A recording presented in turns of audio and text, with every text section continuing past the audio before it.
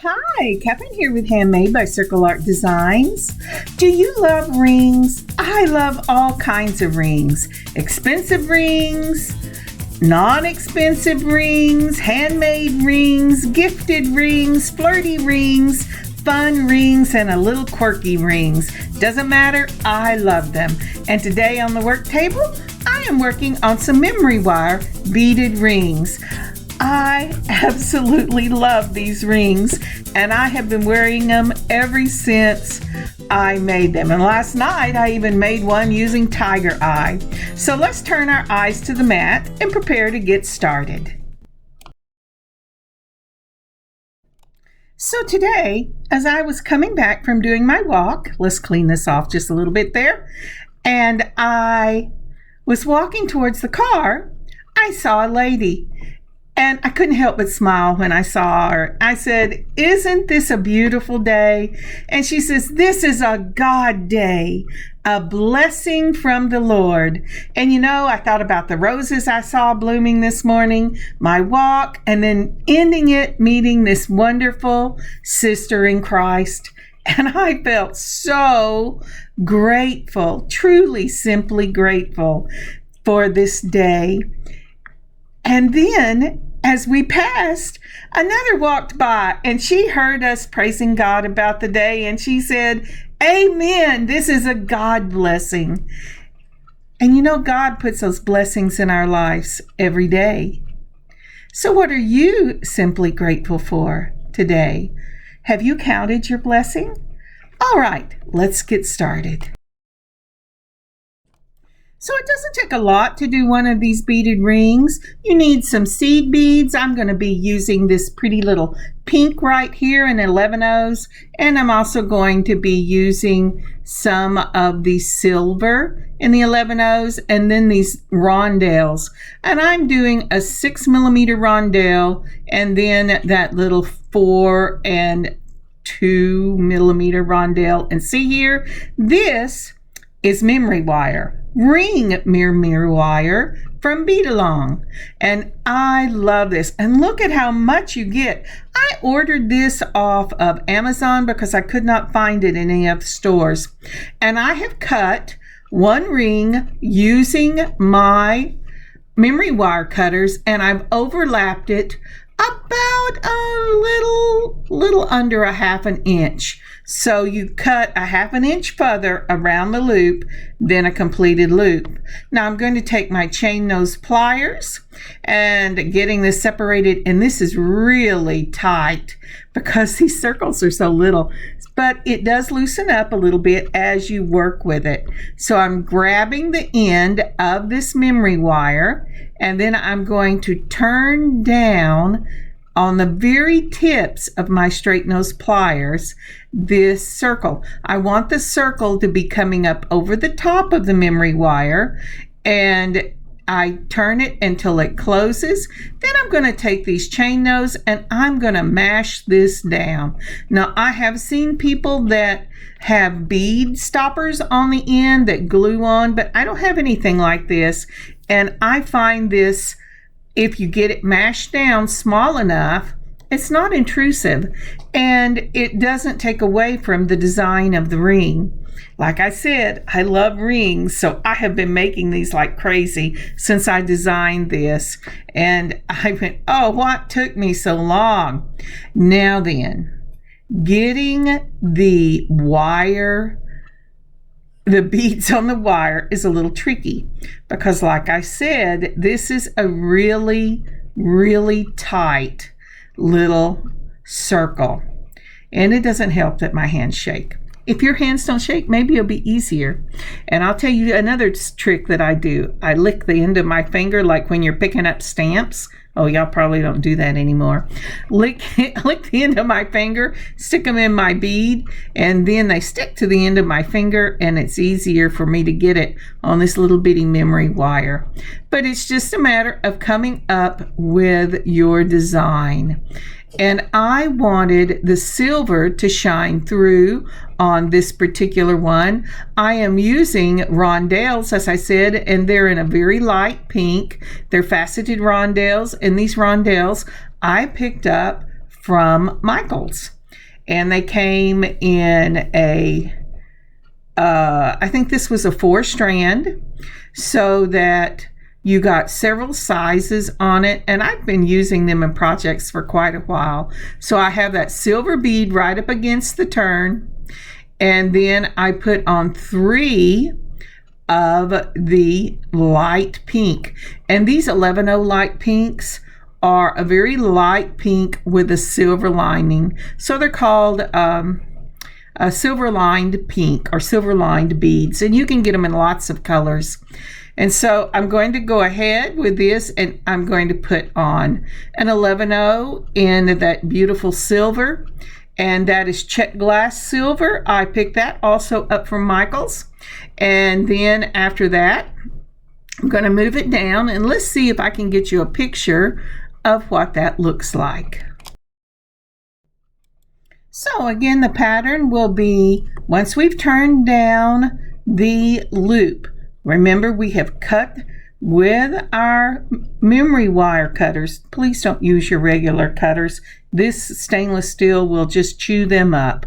But with your memory wire cutter, go ahead and cut them a 1/2 inch over loop, turn your loop over, and then if you look at this picture, it's a little hard to see because of that silver lined pink, but we're using an 11-0 silver seed bead, 3 of the 11-0 pink silver line seed beads, and then another 11-0 seed bead.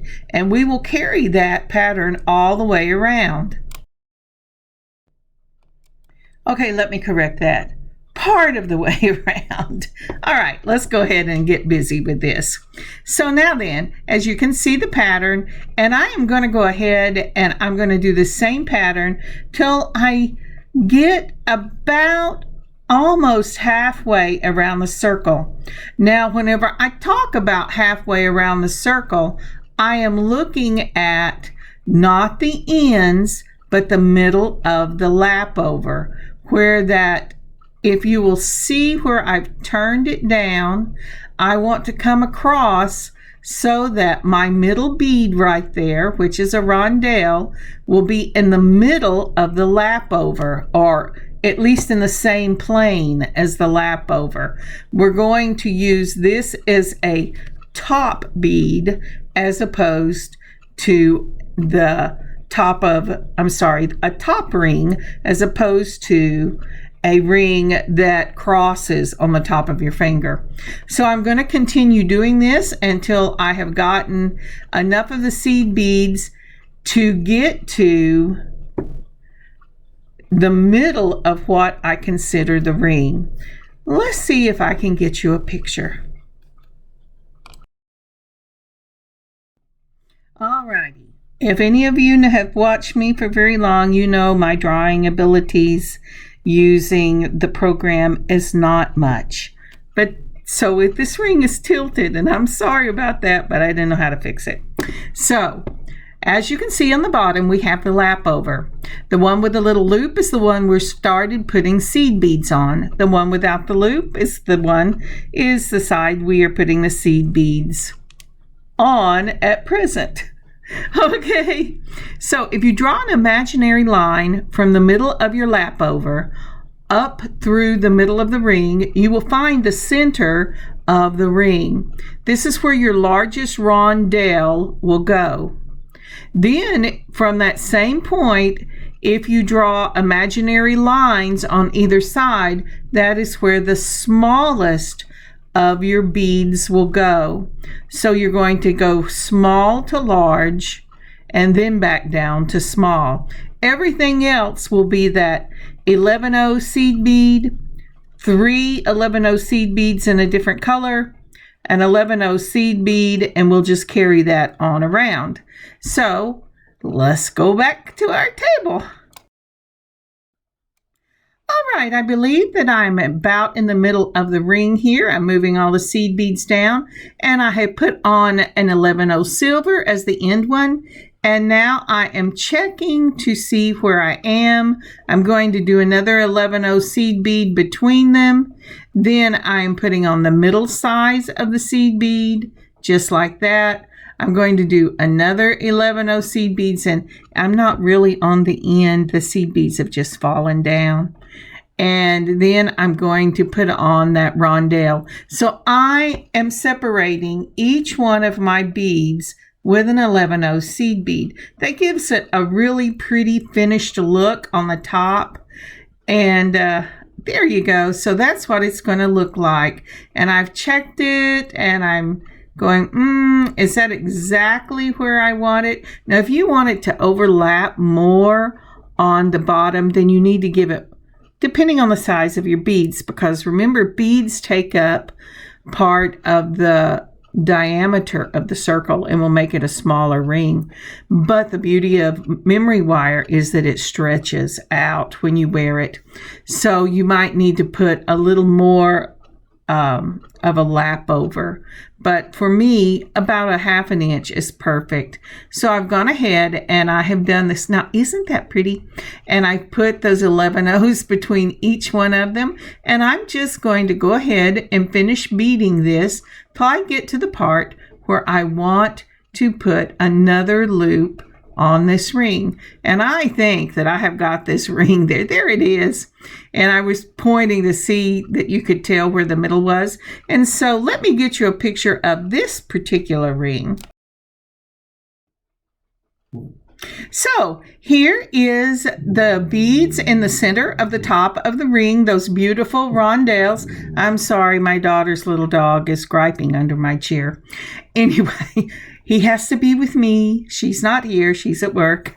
So anyway, you can see how it fits right up on the top of that ring. And I think it is gorgeous. It is such a pretty piece. And I have worn these out already, and I got a lot of compliments on them.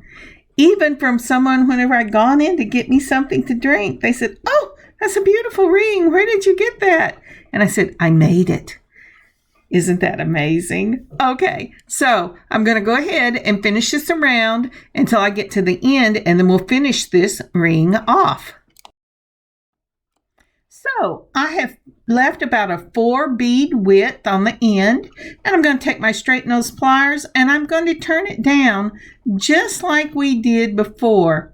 I'm going to go ahead and make my loop. Oops, I slipped. I'm going to go ahead and make my loop just like that. Yeah, let's see here. Alrighty, and once I get that done, then I'm going to go ahead and take my chain nose pliers and I'm going to crimp it down just like we crimped it down for the other. You don't want a large loop for this ring. This will fit on the underside of your finger. You just want to be able to have it wide enough that your beads are not going to slip off of it. And that is the finished product. Let's see, let's put this pretty piece on. Okay, do you see how it fit on that side? Now, isn't that pretty? It really looks beautiful on. I hope you make some for yourself. So I have also made this style in a beautiful graduated pearl where they do the different sizes, just like I did for this one, and with beautiful pearl beads in gold. And then I have also done it in a tiger eye, and I really, really love this design. Okay, let's go on to the next one. So for this next ring, I'm going to be using the same beads, but I'm only going to be using the large one and the smallest ones. I'm going to be using those 11 eggplants and check glass. And then I'm also going to be using an 11 Toho in that beautiful, beautiful pink. It's just gorgeous. Now, I didn't show you how to cut in the beginning, but let me see if I can't give you a sample of this. Now, this one will be a ring with a dangle, and it will be a top crossover ring. So I'm going to need a little more than a ½ inch, not a full inch, but a little more than a ½ inch. So I pulled 2 apart. I go around and make sure that I know where my circle end is. That's what I'm looking at right here. And then once I find that, I'm going to move a little further down, use these parrot-shaped memory wire cutters and clip that right off. Make sure that you hold your memory wire cutter straight because you don't want a slanted, jagged end. So when you do that, go ahead and make sure that you hold those memory wire cutters straight. Now, once I have that done, we're going to go ahead and start our pattern. I've made a loop just like we did before on the end, and then I'm going to take and I'm going to start out with it jumped off, an eggplant 11-0 seed bead, and then I'm going to put on this large rondelle and another eggplant seed bead. This is going to be the center of my ring. Remember, this will be a crossover on the top, and I made a slightly larger, more upright loop for this because I'm going to be adding something to it. Now then, we're going to start our pattern, and for this pattern, let's get these beautiful little toe hose up. I love that word. It reminds me of Toto from the Wizard of Oz. And we're going to go 1, 2, maybe 2, 2, and then I'm going to do 3.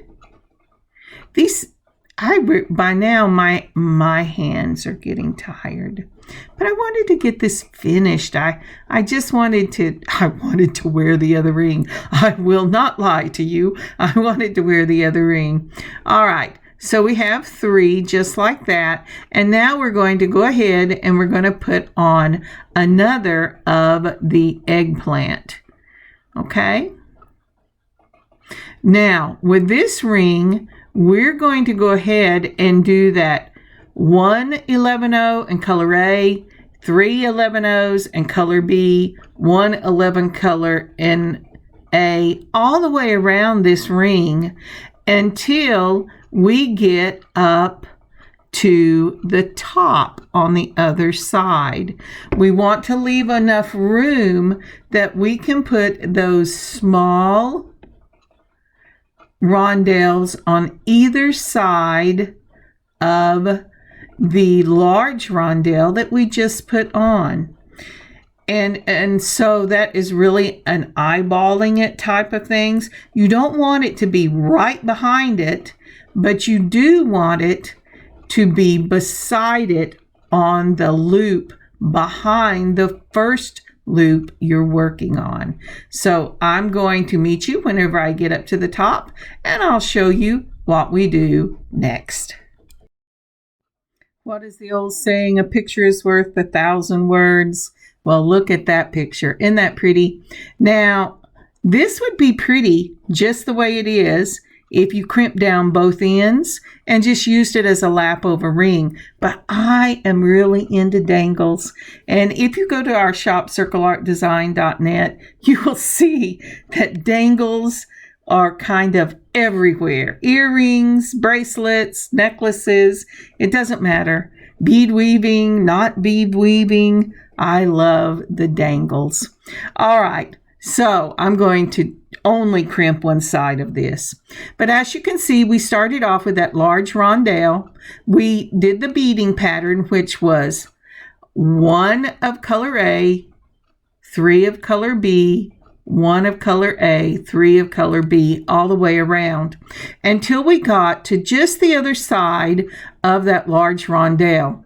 Now then, we put on the small rondelle. It's a smaller rondelle than what we started with. It is the smallest, no, it's next to the smallest that I started out with. Then I'm putting the width of that large rondelle.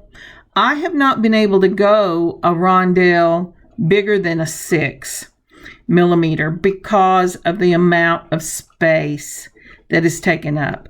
But if you're going to wear this on your pinky, you can use larger beads because the the width of the bead going around the circle makes the inner diameter smaller and changes the ring size. So it really depends on where you want to wear it. I'm not a pinky person, but I like to do my first finger and my ring finger and sometimes my thumb, but not very often. It's with the pinky, I hang it on stuff. But so anyway, then you're going to do the width. Mine was 3 11/0 seed beads.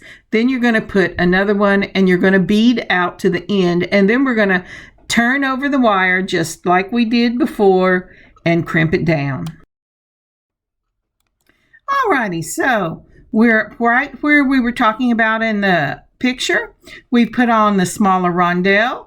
We put on our 3 seed beads just like that to go across the width of the bead that's in that first row. And then I'm going to go ahead and I'm going to put on my other rondelle, the smaller rondelle. And then I'm going to finish beading this out until we get to the very end. Isn't that pretty? I really love this. I could have gone with gold. I could have gone with silver. I mean, there's lots of things you can do. You just want to make sure that whatever you do, the beads aren't crowded and fighting each other for space. All right, so let's finish beading this out and I'll meet you whenever I get to the other end. All right, I have finished beading this one out. I'm holding it with my chain nose pliers because it keeps wanting to jump out of my hand. And now I'm going to go ahead and I think I'm going to add maybe 1 or 2 more beads on. I'm actually wondering if there is too much space on the end, and I second guess myself a lot. Are you a person like that? You think, oh yes, this is good, and then you go, oh no, I probably need more. Have I got any holes on this thing? And how much is this going to leave me? Oh, I don't know. Yeah, I have gone back and had to break them because I started the turn. So I don't like them. I just don't think I have enough. You want not too much, but at least enough. I'm grabbing it with the tip of my straight nose pliers, and I'm going to go ahead and I'm going to turn this or begin the turn. And then once I get it turned, I am going to go ahead and crimp it down. Let's see, right like that. Oh my hands are shaking. All righty. Get that done, and then I will crimp it down. I'm having a little bit of a trouble. There we go. That's done. So it doesn't have to close all the way if you're going to crimp it down, because the crimp, whenever you mash it with those chain nose pliers, it will close it completely off. You also have to be very careful with the chain nose pliers that you do not scar your material, even though it's going to be on the oh no, not with this one. This is going to be on the top. So even if it's on the bottom, you don't want to crimp. You don't want it to scar your wire. So that is ready for our dangle. Let's see. Okay, isn't that pretty? I just love that. All right, so now then, let's go ahead and do the dangle. We're ready now to go ahead and make the dangle. I have pulled your 22 gauge 22 gauge head pin, and I have put on the beads that I have used for this. I put the eggplant, then a small rondelle, and then the pink. I've held it between the plier, mashed it back, turned the straight nose pliers over, mashed it down so that I have a little loop that I can put into the loop that we made on the ring. Now I'm going to hold that loop with my chain nose pliers. Let's see if I can get it over there. Oh, let's try the straight nose. I normally use the straight nose, but I've got it sitting in that other loop, and I have got to be able to get it in without distorting the loop on the ring. And then I'm just going to twist this down. This is a messy wrap. What I really want to do is take any space up that is left from turning the wire, because I do not want these beads to bounce around on my hand on the head pin itself. Sometimes that will catch on your clothes. I am putting this thing down as far as it will go. Then I'm going to take the flush cutters and cut off the little wire right there on the end. And once that is done, I'll go ahead and take the chain nose, and I'm going to very carefully, because again, this is the 22 gauge and it's very soft. You don't want to scar it. You don't want to crush it. Once I've got the end hid, this ring is finished. Let's see if I can get it into focus or picture. Picture. Now, isn't that pretty? I just love this. And it is so much fun. You can do it with the dangle hanging over the second, or the large rondelle on the bottom so that it hangs free. My daughter wears hers with the large on the top and it hanging over the second. I like to wear mine hanging down from the bottom. That, like I said, they can be worn together or they can be worn separately, and they just make a beautiful look. I really love them. Now, isn't that pretty? I really, really, really, really love these rings, and I've made quite a few of them. Oh, so pretty. Well, I need to clean this off a little bit so that I can go ahead and show you some pictures that I did with this ring. Oh, let's see here. See, get your hand back up there, Kathryn. Isn't that pretty? I just love that. That's so pretty. All right. I hope you make some of these for yourself. Hang on. Let me get this cleaned off. One of the beautiful things about using faceted beads to make these is I have on the pearls I made.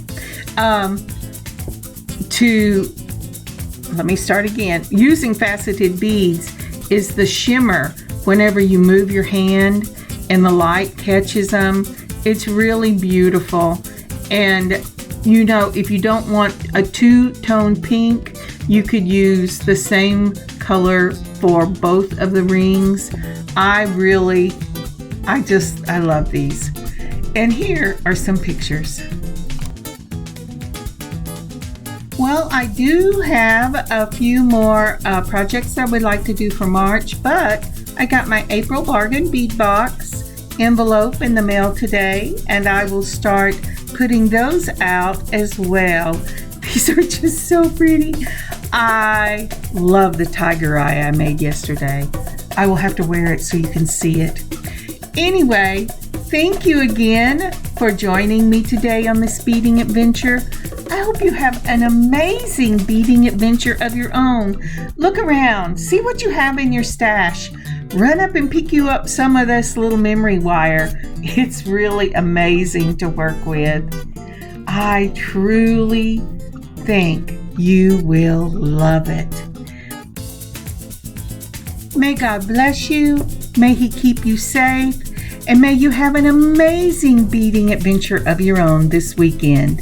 Kathryn, Handmade by Circle Art Designs. God bless y'all.